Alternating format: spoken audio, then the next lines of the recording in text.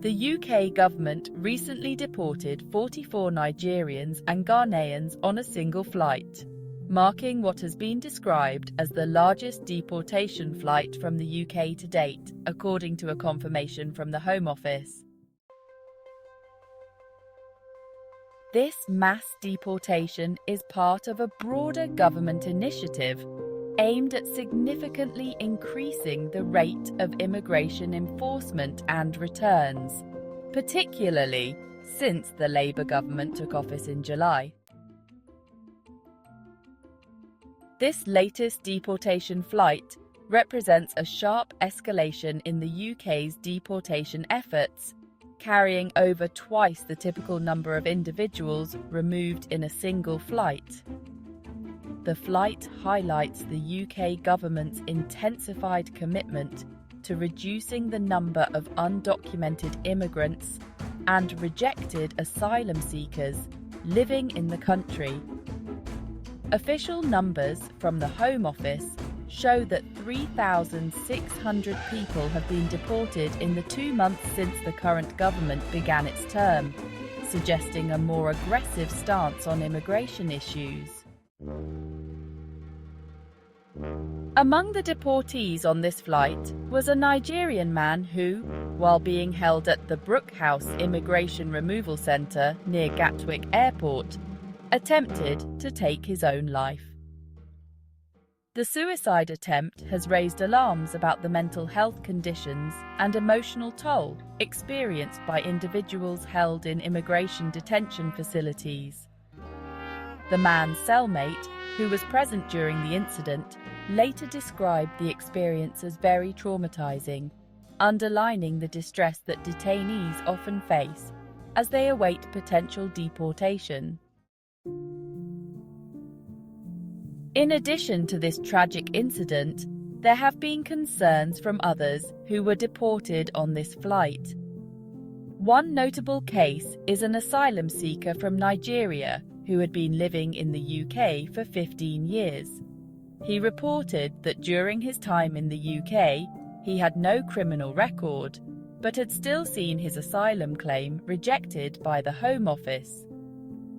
Speaking about his situation, the man expressed his frustration and disappointment at how his case was handled, suggesting that his long period of residency and clean record were ignored in the government's rush to increase deportations.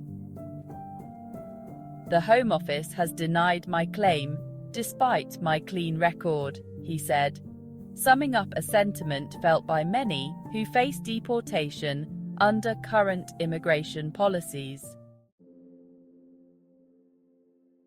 The rise in deportations has led to significant backlash from human rights organizations and immigrant rights groups. Fiza Qureshi, the CEO of the Migrants' Rights Network, strongly condemned the actions taken by the Home Office, describing the deportations as cruel. Qureshi and other advocates have pointed out the speed and secrecy with which these deportations are often carried out, which they argue leaves little room for legal recourse or a proper assessment of individual cases.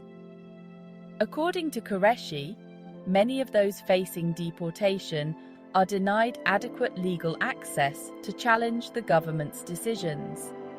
She emphasized the distress this causes by quoting one of the deportees who shared his fears before boarding the flight, stating, "The Home Office is playing politics with people's lives. We have done nothing wrong but seek help." The concerns voiced by rights groups and individuals reflect the broader conversation about immigration enforcement and the treatment of migrants in the UK, while the government continues to emphasise the importance of upholding immigration laws and ensuring that individuals without legal rights to remain in the UK are returned to their home countries.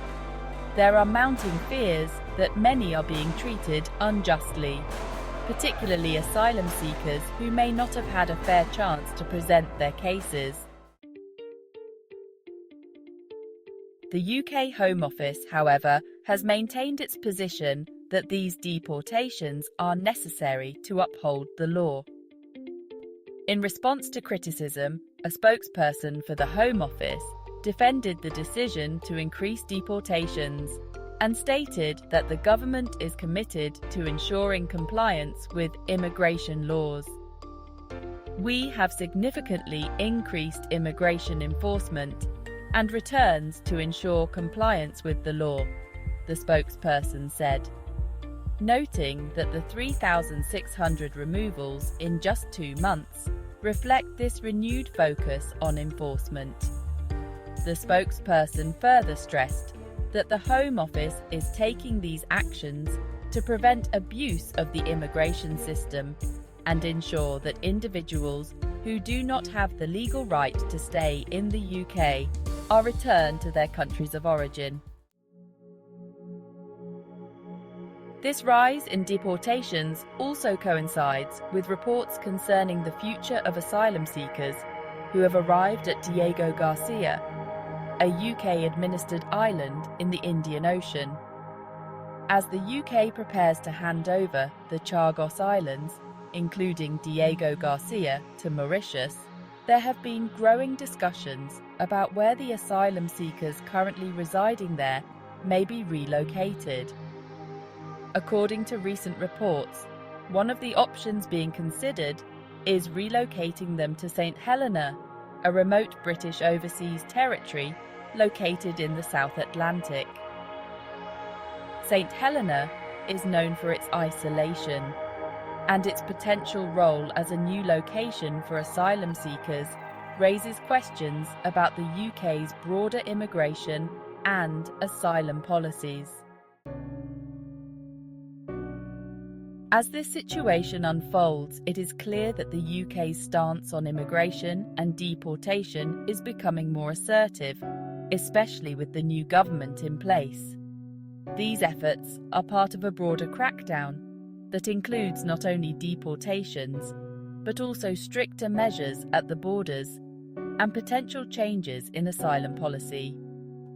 However, as the government continues to push forward, human rights advocates are increasingly concerned about the treatment of those caught in the immigration system. The stories of deportees like the Nigerian asylum seeker with a clean record, as well as the suicide attempt in detention, highlight the human cost of these policies. The debate over immigration enforcement in the UK is likely to continue, with opposing sides deeply entrenched in their views.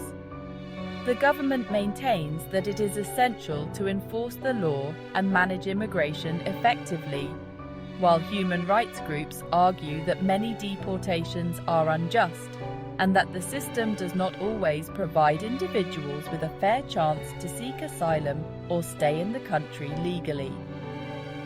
As more deportation flights like this one are likely to occur, the public debate over the UK's immigration policy is far from over, and it remains to be seen how these issues will evolve in the coming months.